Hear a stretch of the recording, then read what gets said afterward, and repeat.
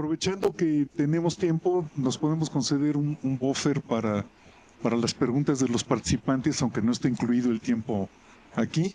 Entonces, tengo inmenso placer de presentarles a Cecilia Nogués, de aquí del Instituto de Física, que nos va a hablar de quiralidad y actividad óptica. Adelante. Bueno, muchas gracias, Pedro. Bueno, yo les voy a hablar un poco más sobre fenómenos físicos asociados hacia la quiralidad y en particular sobre la actividad óptica, ya que ya mencionó un poco Hugo. Y bueno, pues vamos a partir un poco de que la quiralidad es una propiedad geométrica únicamente, en donde si tenemos un objeto y tenemos objeto e imagen, pues no coinciden estos, ¿no? Se pueden superponer.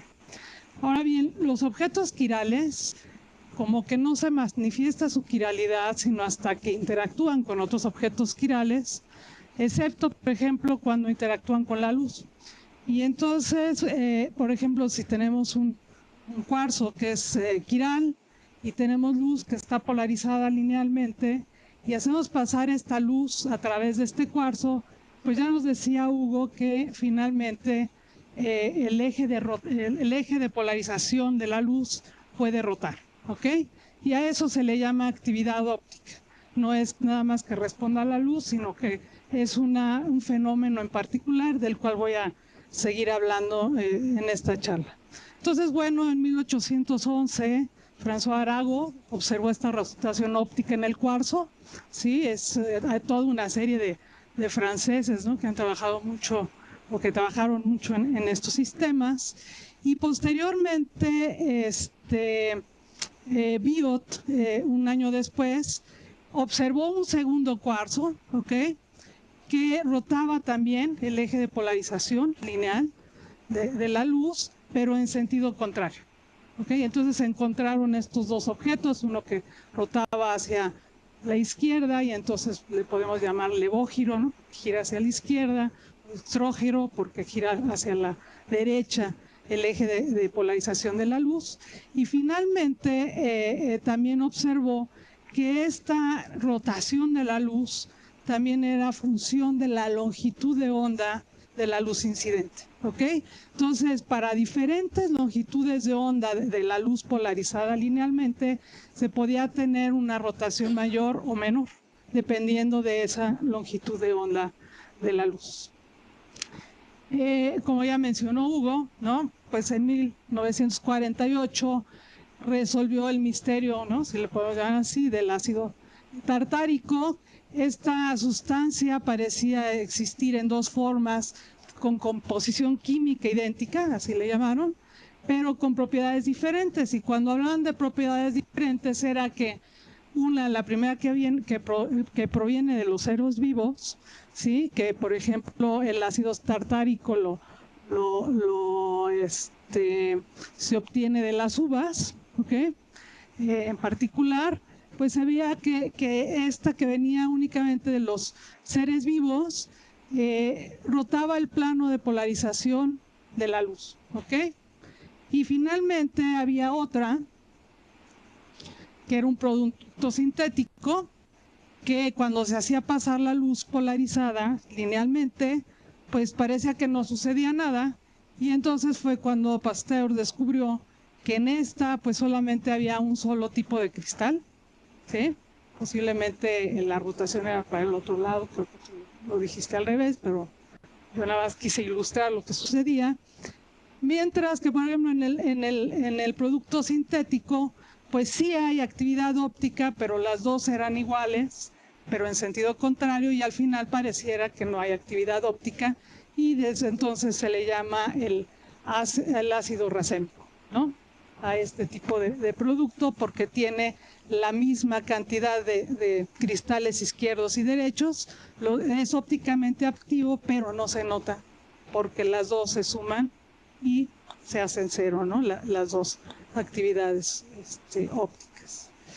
Bueno, Entonces, bueno, los productos quirales sintéticos son racémicos, esto quiere decir que hay 50% izquierdos, 50% derechos. Yo como lo entiendo es que si tenemos una composición química idéntica, esto quiere decir que hay enlaces químicos o electrónicos iguales, y pues no hay forma, no hay una energía, ¿no?, que nos favorezca el crecer nada más izquierdos o derechos cuando se hace una reacción química, y por lo tanto siempre vamos a tener productos racémicos, a menos que haya un procedimiento como el que mencionaron, en que favorezca más una que otra, ¿no?, o alguno que todavía no conocemos, y que es el origen de la quiralidad biológica, ¿no?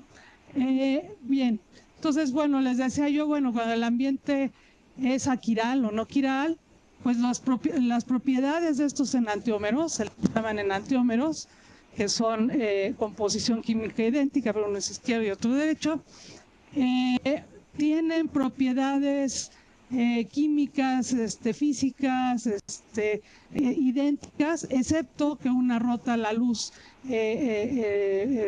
linealmente polarizada hacia la izquierda y la otra hacia la derecha, y cuando tengo las dos, pues no se muestra ninguna rotación óptica, y las muestras racémicas, eso es lo que sucede, ¿no? Y bueno, tenemos toda una serie de formas de denominar este tipo de enantiómeros izquierdos y derechos, ¿no? Derecho menor, porque rota hacia un lado, izquierdo, levógiro, destrógiro, etcétera, ¿no? Y bueno, hay diferentes notaciones dependiendo de la composición química del sistema. En fin. Bueno, entonces, bueno, decíamos que si tenemos un objeto quiral, como son nuestras manos, nuestros pies, etcétera, esos son objetos macroscópicos quirales, y tenemos un ambiente aquiral, pues realmente no importa, no interactúa con él. Sin embargo, cuando tenemos un ambiente totalmente quiral, sí importa si nos ponemos el calcetín derecho en el pie derecho, el guante izquierdo en la mano izquierda, etcétera. Entonces, bueno, algo de lo que nos decía Hugo es que, por ejemplo, hay este tipo de moléculas, el lemonene se llama, no tiene mucha resolución aquí, pero bueno, en donde, por ejemplo, pues nuestros receptores pueden oler el enantiómero derecho, este es el derecho, y va a oler a naranja, mientras que si tuviéramos el enantiómero izquierdo huele a limón, ¿ok? Y bueno, pues no solamente a nivel molecular, sino ya decíamos que también a nivel macroscópico, y también si uno ve el maíz, uno también puede observar que siempre hay una rotación, casi siempre hacia el mismo sentido de los granos de elote, ¿no? En el maíz. En fin, entonces, más allá, yo no sé más allá de la quiralidad de seres vivos, sé más bien cómo podemos entender esa respuesta esperen, porque creo que tenía repetidas algunas o algo hice. Bueno, cómo interactúa con la luz. Ahora, ¿por qué es importante, más allá de entender el origen de la vida o de la homoquiralidad biológica? Bueno, por ejemplo, como ya decíamos, cuando tenemos un producto sintético, producimos siempre el izquierdo y el derecho. Nosotros somos homoquirales, y entonces nosotros interactuamos de manera distinta con diferentes productos, con diferentes fármacos, ¿no? Y fármacos tan comunes como el ibuprofeno, el que es el que nos hace bien a nosotros es el izquierdo, y el derecho, si ustedes se fijan, siempre hay una leyenda que dice que si uno lo consume mucho puede ser tóxico, puede dañar el hígado, ¿no? En estos efectos secundarios que están ahí. Y como ese, pues está el propanol, la metadona, la anfetamina, el naproxeno, que también es un medicamento muy común, ¿no? Y que también tiene este efecto, ¿no? Entonces, alrededor de 2,000 medicamentos que hay en el mercado, 500 de ellos son quirales, y un gran problema en la industria farmacéutica es, una vez que sintetiza uno izquierdos y derechos, es separar unos de los otros, ¿no? Ya que los procesos para favorecer el crecimiento de uno de ellos sobre el otro, pues no son 100% efectivos o todavía no los podemos manejar del todo. Ahora bien, cuando hablamos de objetos a escala nanométrica, pues hay muchos objetos que son quirales. Uno de ellos son los nanotubos, Pati Santiago va a hablar de ellos, y la gran mayoría de los nanotubos son objetos quirales. Los nanotubos uno los puede pensar como una hoja, ¿sí?, de grafeno que uno puede enrollar de manera parejita o uno puede como torcer, no sé, es un poquito una hoja en la que sea. Gracias.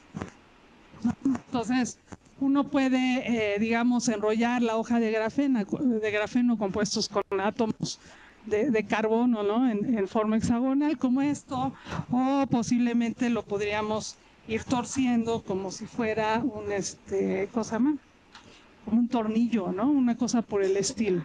Entonces es como tener una cuerda de tornillo hacia un lado o hacia el otro, y lo interesante es que la gran mayoría de los nanotubos, ya me adelanté, bueno, la gran mayoría de los nanotubos son quirales. Por ejemplo, los nanotubos se etiquetan con índices que tienen que ver con los vectores unitarios de los hexágonos, ¿no?, del hexágono que conforma la red del grafeno. Y por ejemplo, si tenemos un índice n igual a 13, vamos a tener 14 isómeros en total. Podemos tener diferentes isómeros con el mismo diámetro, digámoslo así, y de esos 14, 12 son quirales. O sea, la gran mayoría siempre son quirales.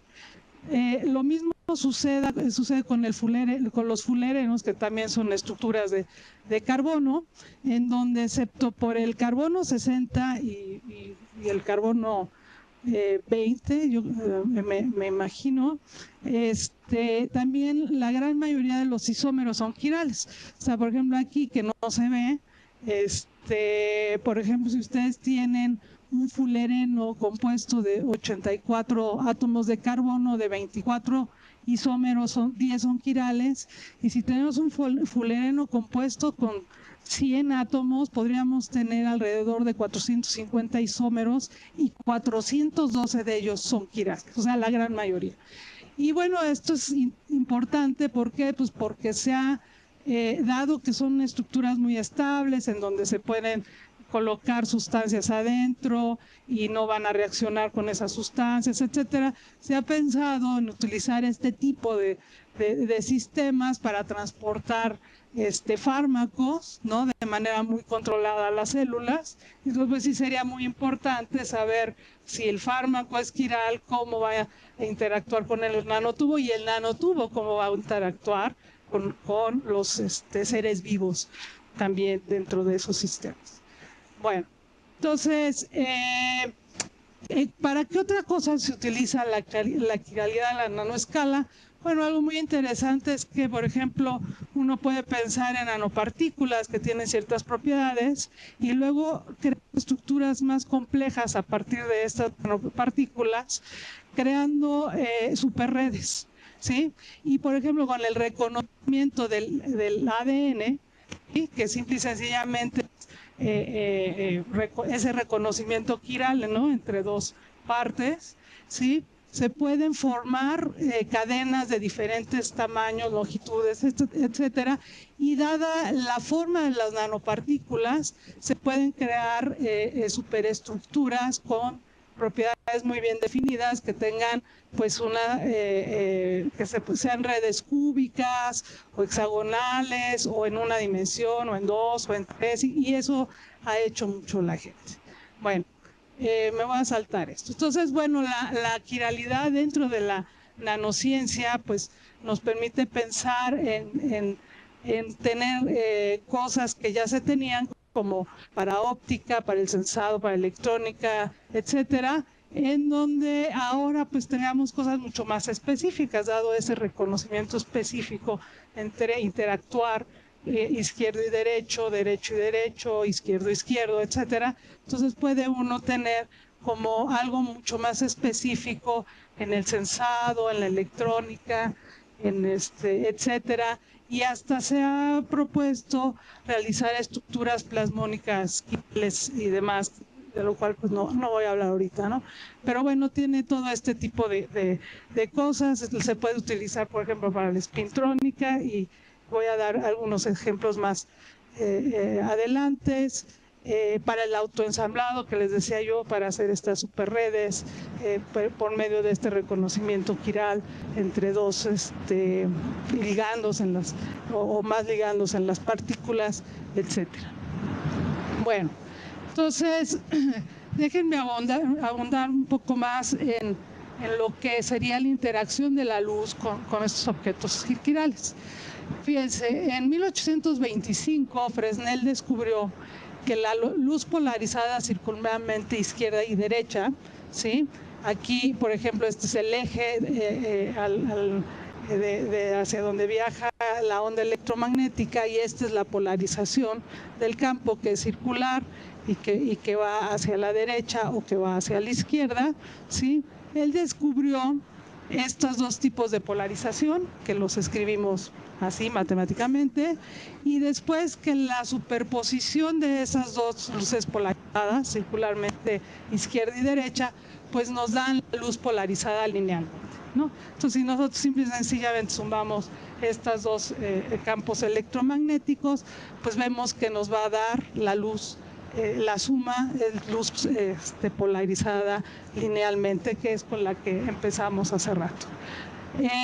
Por otro lado, pues los objetos pueden absorber luz o alguna onda, algún tipo de radiación electromagnética, no necesariamente luz en el visible, puede ser en el infrarrojo, en el ultravioleta o en algún otro. Y por ejemplo, bueno, si tenemos esta polarización lineal, que ya dijimos que es la suma de las polarizaciones circulares izquierda y derecha, y obtenemos un objeto, ¿no?, que absorbe esa radiación electromagnética, al final terminamos con luz polarizada elípticamente, ¿sí? Y ahora lo que sucede es que de alguna forma se favoreció la absorción, y tengo ahora lo que sale es un campo menor, por ejemplo, de esta luz verde, que sería la luz polarizada circularmente a la derecha, comparada con la izquierda, y al final, en lugar de terminar con luz polarizada linealmente, pues terminó con luz polarizada elípticamente. Y bueno, cuando el objeto es ópticamente activo y absorbe luz, siempre hay una absorción preferencial de la luz circularmente polarizada. Esa es una característica importante de los objetos quirales. Y esto, bueno, pues lo describieron Heidenreich, y después Cotton lo extendió este tipo de conocimiento. Entonces ya decía Hugo un poco sobre esto, que tenía que ver como con las fases, con el índice de refracción del sistema, en donde, bueno, pues uno puede ver que, o puede uno, de hecho esto me acuerdo, creo que lo hizo Fresnel, ¿no?, que supuso que entonces la velocidad con la que se propaga, ¿no?, la luz polarizada hacia la izquierda es distinta a la velocidad con la que se propaga la luz polarizada a la derecha. Entonces, bueno, uno puede empezar, ¿no?, con la luz polarizada linealmente, que es la suma de las luces polarizadas circularmente, pasar por un medio quiral, terminar con una preferencia en absorción, por ejemplo, de la luz polarizada a la derecha comparada con la izquierda, y terminar con esta relación elíptica. Y bueno, si uno compara las intensidades de estos campos electromagnéticos, pues uno termina en que la tangente del ángulo de esa elipse tiene que ver con el índice de refracción de estos dos sistemas, ¿sí? Y por supuesto depende pues de la longitud del sistema, de la celdita donde pone uno la muestra, ¿sí? Y va a depender pues también pues de cuántos fullerenos tengo, de la concentración de fullerenos o de la concentración de moléculas en el sistema. Entonces depende de esas dos cosas. ¿Sí? Y eso se le llama el coeficiente de extinción molar.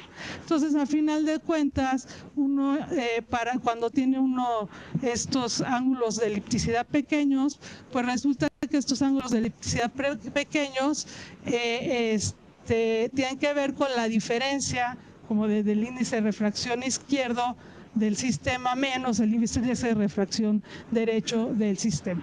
Entonces la elipticidad pues tiene que ver con esta diferencia en la extinción molar del sistema, y esto es lo que generalmente se mide en un laboratorio que mide dicroísmo circular o que mide la elipticidad, ¿no? O la actividad óptica del sistema. Y entonces, bueno, por ejemplo, aquí hay un ejemplo de fullerenos que tienen composición química idéntica, sin embargo uno lo enrolla hacia un lado y el otro hacia el otro, que es como tener un tornillo con una cuerda izquierda y el otro como un tornillo con una cuerda derecha, ¿no? Entonces necesitaría yo, para meter el tornillo, pues, girar hacia un lado o hacia el otro. Y lo que uno encuentra, bueno, es que en función de la longitud de onda o de la energía, la diferencia en ese índice de refracción molar o de extinción molar tiene que ver, es idéntico para el izquierdo y derecho, excepto que uno tiene el signo contrario del otro, ¿no? Esa es una distinción muy, muy particular de estos sistemas. Esto que se llama dicroísmo circular, porque estamos viendo qué tanto se absorbió con esta polarización circular, izquierda y derecha, con esas diferencias, eso es el dicroísmo circular, pues depende, pues detecta esas pequeñas diferencias del sistema, muy, muy pequeñas diferencias del sistema, es muy sensible. Sin embargo, pues puede depender también de que si tengo una muestra muy ancha, pues puedo absorber mucha luz y no me pasa nada, ¿no? Entonces, depende del camino óptico del sistema, de esta L que está aquí, depende de la longitud de onda de la luz incidente, como vemos aquí, depende de la concentración de partículas, también si tenemos muchas partículas, pues tampoco me dejan salir mucho al detector, etcétera. Y también depende de lo que uno le llama el exceso antióptico, ¿sí? Si tengo el 100% de partículas, digamos, derechas, que sería esta línea negra, pues es mucho más intenso a que si tengo digamos, el 80% de ellas y 20% de las otras, etcétera. Entonces puedo tener señales muy pequeñitas dependiendo de muchas condiciones, y una de ellas es el exceso enantiomérico. Esta es de las cosas que hemos encontrado nosotros para nanotubos, y aquí comparamos el experimento con la teoría y realmente nosotros decimos que nos da muy bien, ¿no? Bueno, voy a hablar un poquito de eso. Ahora bien, esto, si ustedes se fijan, bueno, pues dicen, hay una composición química idéntica, pero la respuesta óptica es distinta, ¿sí? Entonces tenemos que encontrar un puente entre las propiedades estas químicas que tienen que ver por cómo están los enlaces, los átomos, etcétera, en el sistema, y la respuesta óptica, que es una respuesta macroscópica del sistema. Entonces, para eso lo que nosotros hicimos fue hacer una aproximación cuántica del problema del dicroísmo circular, ¿ok? Y comenzamos pues con un hamiltoniano del sistema, ¿no? El hamiltoniano del estado base del sistema.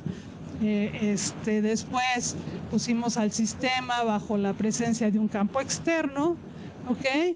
Esto nos da un término perturbativo en el hamiltoniano, no voy a ahondar mucho en el problema, y ese término perturbativo lo que se hace es una expansión multipolar del sistema, ¿no? Este es un campo externo y se hace una expansión multipolar, y bueno, entre esa expansión multipolar pues tenemos si hay un potencial fijo, o si tenemos el dipolo eléctrico, el cuadrupolo eléctrico, el dipolo magnético, etcétera, y uno puede hacer la expansión multipolar de esa perturbación ¿no? del sistema.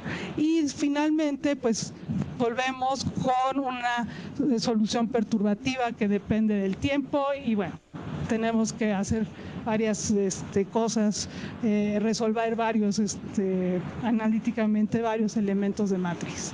Bajo esta aproximación, ¿sí? Lo que encontramos es que la respuesta a un campo electromagnético de un sistema, ¿sí? No solamente tiene que ver con la absorción óptica o la refracción óptica, que es lo que generalmente uno mide, ¿sí? Sino que además de eso, que tiene que ver con los elementos de matriz a partir de ese hamiltoniano, que tienen que ver con los operadores de dipolo eléctrico y dipolo eléctrico, también pues hay toda una serie de cosas que viene del desarrollo multipolar, que tiene que ver con el cuadrupolo eléctrico y el dipolo eléctrico, con el cuadrupolo magnético y el dipolo magnético, y no podríamos seguir, ¿no?, en ese desarrollo multipolar, ¿sí? Fíjense que se le llama una rotación natural del sistema y tiene que ver con el efecto Faraday, que está presente cuando tenemos sistemas anisotrópicos y que hay una dirección preferencial del sistema, o cuando hay un campo magnético externo, ¿ok? Esas son las condiciones para que uno viera, por ejemplo, este tipo de rotación óptica natural, ¿sí? Tiene que haber algo que me rompa la simetría del sistema. Ahora, cuando uno considera luz polarizada circularmente a la derecha y a la izquierda, al final es como si uno estuviera aplicando una operación de paridad en el sistema, es decir, si uno estuviera viendo cómo responde el sistema a su espejo, que es con lo que comenzamos, ¿no? Es una propiedad geométrica en donde el sistema y su imagen espejo no se pueden superponer. Entonces, si aplicamos este operador de paridad a cada uno de todos los términos que están en el desarrollo multipolar, pues resulta que este primero, que tiene que ver con la absorción óptica, que es la que uno está acostumbrado a medir, ver, y con la que ustedes y nosotros nos estamos viendo, ¿no?, esa dispersión óptica, etcétera, esa refracción, pues uno encuentra que después de aplicar el operador de paridad, ¿sí?, en este primer término, pues es exactamente idéntico.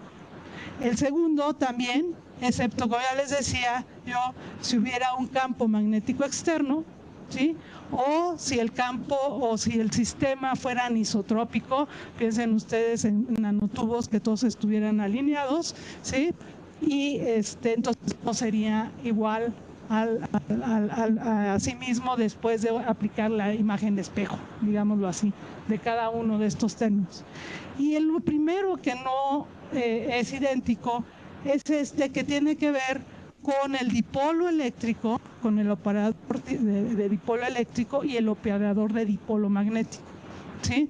Entonces, es el que está encargado de decirnos realmente si el objeto es quiral o no, si hay actividad óptica o no, porque es el único que sería distinto de cero, ¿ok?, cuando hacemos la diferencia en luz polarizada circularmente a la derecha menos luz polarizada circularmente a la izquierda, o viceversa, ¿ok? Entonces todos nos dan cero excepto ese. Entonces al final pues tenemos que relacionar nuevamente esta cantidad microscópica, digámoslo así, que viene de la composición atómica, de esos operadores, de la mecánica cuántica, etcétera, como quieran verlo, con las propiedades macroscópicas, y lo que se encuentra es que el promedio, ¿sí?, que tiene uno que hacer un promedio de orientaciones, etcétera, ¿de quién? Pues de este operador que está acá, que tiene que ver con el dipolo eléctrico y con el dipolo magnético, es la parte real de la traza, etcétera, y multiplicado por todo esto que tiene que ver con con involucrar esta microscópica con la parte microscópica, ese promedio que tenemos que hacer sobre el sistema, ¿ok? Entonces, bueno, en resumen, el dicroísmo circular uno lo puede entender como que qué tan paralelos es el dipolo eléctrico que se induce en el sistema con un dipolo magnético que también se induce en el sistema, ¿ok? Y si, por ejemplo, son perpendiculares, no habría dicroísmo circular, ¿ok? Entonces, y el dicroísmo circular sería más grande cuando los dos fueran paralelos o antiparalelos. Uno me daría como la respuesta hacia arriba, la otra como la respuesta hacia abajo, pero sería el máximo de dicroísmo circular. Entonces, bueno, nosotros hace tiempo, cada vez que veo esto, pues digo, ¿cómo pasa el tiempo, no? Pero bueno, implementamos esto en un código basado en teoría de la función de la densidad, ¿ok? Bajo ciertas condiciones, etcétera. Y lo que es interesante es que nosotros, la implementación que hicimos, se puede usar para átomos, moléculas, para un cúmulo de átomos, para cadenas periódicas, ¿no? O sea, bueno, sistemas unidimensionales, sistemas bidimensionales y sistemas tridimensionales, ¿sí? Y además es muy eficiente para tratar muchos átomos.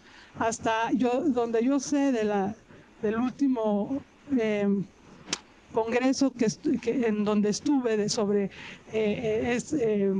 dicroísmo circular, ¿ok? El año pasado. Este es el único código que puede utilizarse para muchos átomos y para este tipo de sistemas en 2 y 3 dimensiones, ¿ok? No hay hasta el momento ningún otro que pueda utilizarse bajo esas condiciones. Entonces, bueno, obviamente hemos visto toda una serie de sistemas, ya decíamos los fullerenos, aquí comparamos el experimento y la teoría, ya también tenemos el experimento que son las negras, la teoría es la roja, etcétera. Y también pues lo hicimos para los nanotubos de carbono, en donde también comparamos y pues se compara bastante bien la teoría con los experimentos, ¿sí? Ahora, tengan en cuenta, cuando yo digo cuando se compara muy bien, tengan en cuenta que en un experimento, además de muchas otras cosas, algunos contaminantes y demás, hay efectos de temperatura. Fíjate, aquí estamos viendo cosas bien sutiles que tienen que ver con esa imagen espejo. Y por ejemplo, si hay una cierta temperatura, pues la molécula o el sistema puede tener pequeñas vibraciones, lo cual me puede dar este ancho, ¿no? En las estructuras, ¿sí? O si se le pegó algo, a lo mejor se suprime algún pico que está ahí. O sea, el ambiente donde se encuentran también las moléculas, los nanotubos, los fullerenos, ¿sí? Puede afectar un poco los espectros de la misma. Sin embargo, uno puede reproducir muchas cosas, por ejemplo, estos picos, seguir de dónde viene el origen de estos picos, desde el punto de vista atómico, con qué estados, con qué átomos, etcétera, ¿sí? Y uno reproduce, por ejemplo, las intensidades, muy bien, las intensidades relativas del sistema. Y otro, recuerden que depende del exceso enantiomérico que yo pueda tener del sistema. Entonces, la interpretación de estos espectros muchas veces es algo complicado. Bueno, un sistema en que trabajamos, no sé cuánto tiempo tenga. Ok, perfecto. Fueron bicapas de grafeno. Estas bicapas pues, son muy interesantes porque son espacialmente uniformes, ¿sí? Son capas de ancho de un átomo, ¿sí? Sin embargo, podemos tener extensiones de micras o hasta de milímetros, ¿no? Hay gente que logra hacer hasta milímetros uniformes de este tipo de sistemas. Y la otra es que, bueno, los crecen en un sustrato, los pueden transferir a como un marquito y después pueden superponer dos y debido a interacciones de Van der Waals, pues se quedan muy estables. Y entonces lo que hicieron en la Universidad de Cornell fue hacer estos sistemas y pues vieron que podían como modular el ángulo de una capa sobre la otra, ¿ok? Entonces, si uno lo viera, tiene uno una capa de grafeno, ponen otra arriba, ¿sí? Y después pues lo empiezan a girar, y estos sistemas comienzan a ser quirales, ¿ok? Y ahorita voy a hablar un poquito de por qué son quirales y por qué tienen el dicroísmo circular. A estos patrones que se pueden ver en el microscopio electrónico se llaman patrones de Maré, etcétera, cuando ven la dispersión de los electrones en el sistema, ¿no? Ese es un ejemplo, y por ejemplo pueden saber así si tienen 2 capas, 3 capas, etcétera. Es una forma de detectar cuántas capas tiene. Entonces déjenme hablar un poquito sobre el grafeno. El grafeno, ya les decía yo, es como una capa infinita de átomos dispuestos en una red hexagonal, ¿no? Ahí están los hexágonos, y esta red hexagonal, les decía yo, bueno, pues está caracterizado por estos 2 vectores de la celda unitaria que están dados aquí, y este es el parámetro de red, que es muy pequeña, que es de 1.42 Armstrong más o menos. Dado esta red en el espacio real, uno siempre puede definir una red en el espacio recíproco, y nada más, en lugar de considerar un número infinitamente grande de átomos, ¿no? Puede uno considerar una celda unitaria que se repite en el espacio, y los físicos que sabemos de estados sólidos sabemos hacerlo, ¿no? Entonces podemos definir este espacio recíproco, y dentro de este espacio recíproco, pues nuevamente la red que nos queda es hexagonal, y hay unos puntos que se le llaman de alta simetría, que es gamma, que es K y K', ¿sí? Entonces estos puntos K y K', que en principio porque parecen idénticos, en el grafeno no lo son del todo, pero son muy interesantes. ¿Por qué? Porque generalmente en este sistema la energía, ¿no? La energía de los electrones en función de este parámetro, que podría ser como el momento de los electrones, uno lo podría interpretar así, es lineal, ¿sí? Y cuando es lineal, uno dice que entonces los electrones son objetos sin masa, ¿no? Y por eso les llamamos los conos de Dirac, porque obedecen la ecuación de Dirac de partículas relativistas. ¿Ok? Entonces hay una dispersión lineal que depende, pues, de la velocidad de Fermi de los electrones, la velocidad de esos electrones ahí. Esta siempre es cuadrática, o casi siempre es cuadrática, y entonces cuando uno ve, pues los electrones tienen masas dependiendo del factor que va enfrente de esa relación cuadrática, ¿no? Bueno, esto le da una gran movilidad a los electrones del grafeno. Y bueno, les decía yo, pues son como partículas ultrarrelativistas que satisfacen la ecuación de Dirac, y estos puntos, les decía yo, estos puntos K y K' es donde se encuentra esta relación de dispersión lineal, que se llaman los conos de Dirac. Lo interesante aquí es que las funciones de onda que describen estos sistemas, ¿no?, en K y K' son idénticas excepto en la fase, ¿ok? Por eso es que siempre se habla de K y K', ¿sí? No nada más del punto K. Son idénticas excepto en la fase. Y entonces, pues muchas veces la fase nosotros no la podemos observar, pero sí puede tener efectos. Y un efecto importante tiene que ver con esta parte que tiene que ver con el dicroísmo circular del sistema. Entonces, bueno, si tenemos dos grafenos, lo que estamos haciendo es como superponer, por ejemplo, estos puntos K y K' de un sistema con el otro a un cierto ángulo de rotación, y por ejemplo habrá veces en que esta K' del sistema del grafeno de arriba esté más cerca del K' del sistema de abajo, o al revés, que esta K' del sistema de arriba esté más cerca del punto K del sistema de abajo, y entonces hay un cambio sutil en la fase de las funciones de onda del sistema. Cuando tenemos esto, bueno, pues vamos a ver ahora transiciones electrónicas, que son las que se involucran eléctrico y el magnético, en donde vamos a tener pues diferentes transiciones dependiendo, por ejemplo, qué tan cerca esté esta K del K de acá o del K' de acá, ¿sí? Entonces, dependiendo de la rotación, yo puedo de alguna forma modular la conductividad óptica o modular la respuesta esta quiral del sistema. Y esto se obtiene experimentalmente. Esa es una gráfica experimental que, bueno, pues la ponen muy bonita, ¿no? Porque están en ciertas revistas y luego hay que ponerlas bonitas. Y esto es lo que saca uno de la teoría, y la teoría pues reproduce muy bien, ¿no? Este tipo de respuesta en función del ángulo en que está una capa respecto a la otra. Bueno,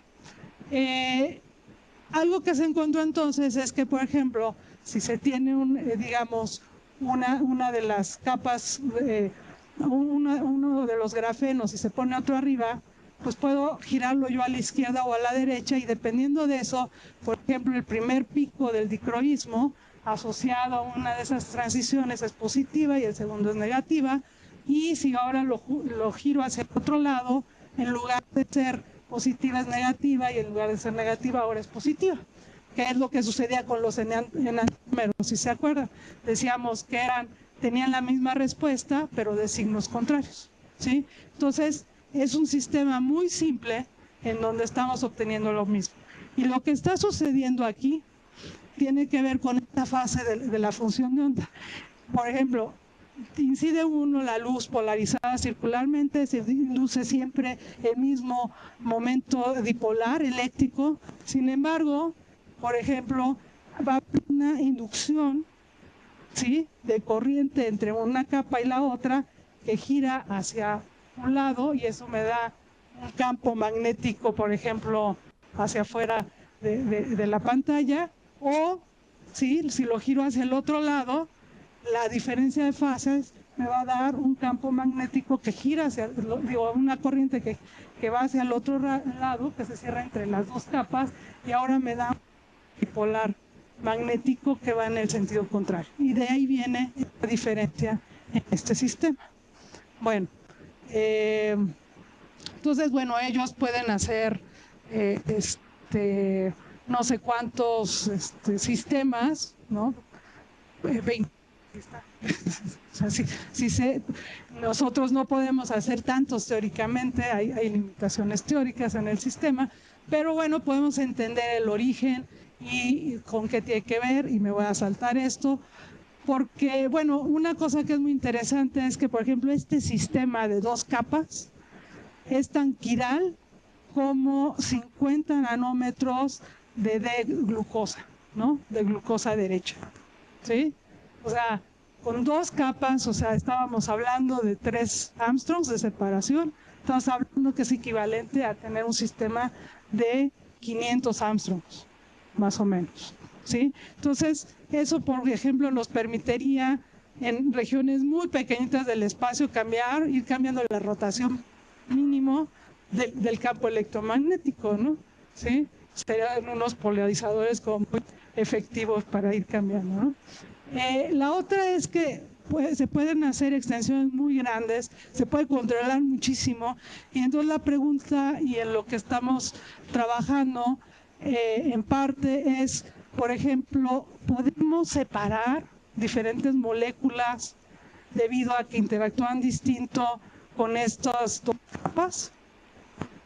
Lo que estamos modulando de alguna forma las interacciones y las transiciones electrónicas, es eso algo en lo que estamos trabajando, porque si es así tendríamos un sistema muy extenso en donde podríamos atrapar las moléculas izquierdas o derechas, ¿sí?, y poder hacer una separación enantiomérica del sistema. La otra es que acuérdense que hay un campo, o sea, que se crea un momento dipolar magnético, y ese momento dipolar magnético que se crea, ¿sí?, puede utilizarse para interactuar con electrones, y entonces hacer lo que se llama espintrónica. Realmente estos sistemas podrían, para interactuar con ese spin, ¿no?, ese campo magnético, y crear la espintrónica, que no nada más es tener la electrónica, sino ahora también modular el spin hacia arriba o el spin hacia abajo, y tendría uno información extra, ¿no?, como en las computadoras, ¿no? Ceros y unos, pues tendría uno hacia arriba y hacia abajo, tendría más información. Otros sistemas en los que hemos trabajado rápidamente han sido nanopartículas. y bueno, no en nanopartículas, sino en cúmulos atómicos. Y es que, por ejemplo, se ha querido ver si este efecto de dicroismo circular se puede aumentar con el uso de las nanopartículas. Ignacio va a hablar más sobre nanopartículas y quiralidad, pero bueno, hay gente que clama que sí, que por ejemplo se aumenta 100 veces, pero pues también se aumentó 100 veces la superficie de la nanopartícula, y eso quiere decir que a lo mejor estoy absorbiendo 100 veces más moléculas que estoy viendo, ¿no? Entonces, como que hay muchas preguntas abiertas, y entonces nosotros hemos jugado en inducir quiralidad o actividad óptica, teniendo, por ejemplo, un clúster muy simétrico y una molécula simétrica, e ir moviendo la molécula para tratar de entender cómo se modula la actividad óptica y en dónde se modula la actividad óptica. O, por ejemplo, se sabe que si absorbemos moléculas en clústeres de oro es distinto en absorberlos en clústeres de plata, puesto que estos son más susceptibles a reacomodarse, y entonces estos por sí mismos se puede inducir quiralidad en el sistema, mientras en estos no, y entonces podemos también modular la respuesta, ¿no? Porque estamos ahora induciendo una quiralidad dentro de la nanopartícula misma. O, por ejemplo, podemos ver que tenemos ligandos que también son quirales, esto es una cisteína, ¿sí? Cómo se va modulando si tenemos configuraciones, por ejemplo, en donde nada más tenemos una y rompemos un poco la simetría, la recuperamos al poner la otra, sin embargo esta molécula ya es quiral, entonces no la recuperamos del todo. O, por ejemplo, cuando hacemos arreglos, ¿sí?, que son aquirales, en lugar de poner 4 moléculas o 2 moléculas, podemos poner 3 en lugares en que inducimos nuevamente un rompimiento en la simetría del sistema, inducimos la quiralidad. Y lo que encontramos es que, por ejemplo, podemos identificar la región donde la molécula tiene su señal, que es más o menos aquí, ¿sí? Y podemos ver que esta señal crece conforme el número de moléculas que absorbemos. O, por ejemplo, podemos ver que la parte inducida, debido a que yo estoy rompiendo la simetría, por ejemplo aquí con 3 moléculas, ya induje yo de alguna forma la quiralidad en todo el sistema, ¿ok? Y entonces podemos seguir que esa quiralidad inducida está en estas regiones bajas, porque tiene que ver con las transiciones de poner la molécula dentro del sistema con la partícula misma, ¿no? Entonces, bueno, ese es el tipo de trabajo que hemos estado haciendo.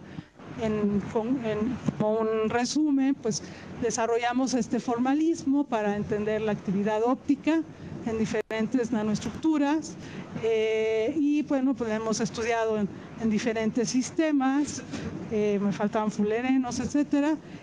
Y bueno, esto puede ser muy importante para diferentes campos, con la espintrónica, para censar moléculas mismas, para inducir y controlar la catálisis asimétrica. También en estos sustratos podría uno pensar que pueden servir para eso, en la industria farmacéutica, etcétera.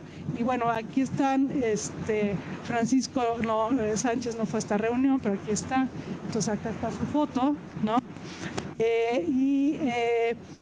Bueno, los experimentos que les mostré de grafeno fueron hechos por el grupo de Yvonne Park, cuando él estaba en Cornell, ahora está en la Universidad de Chicago. La teoría, la parte esta en donde implementamos el código, se hizo con Ariadna y con Francisco cuando eran estudiantes aquí. Ahora ella está en la Universidad del Estado de Hidalgo, y Francisco el otro Francisco, de acá, está en la UAM Azcapotzalco.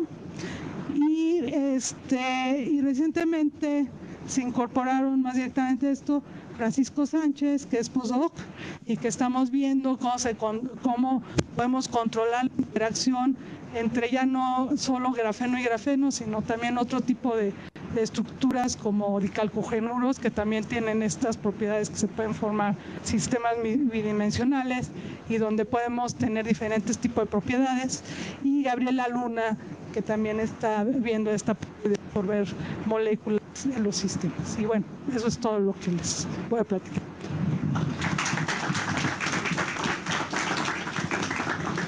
¿Tenemos tiempo para preguntas?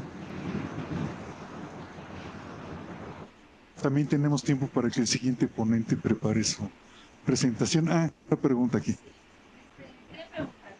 ¿Cuál es la diferencia que tú ves entre la quiralidad que hay en sistemas biológicos y esta quiralidad que generas en nanopartículas? Bueno, en principio no debería de haber ninguna porque si uno la piensa como una propiedad geométrica, ¿no? No debería de haber ninguna. La diferencia aquí es que, por ejemplo, estos sistemas, y la prueba está con estas bicapas de grafeno que se hicieron experimentalmente, es que sí se puede controlar la quiralidad, ¿no? Y entonces esos pueden servir como sustratos para poder entender realmente si esta quiralidad inducida nos puede llevar a interactuar distinto con la quiralidad biológica o no, o qué, ¿no? O sea, yo creo que la diferencia aquí es el control y que entonces podría uno usarlo como sistemas para poder entender la quiralidad biológica, ¿no? Sería posiblemente.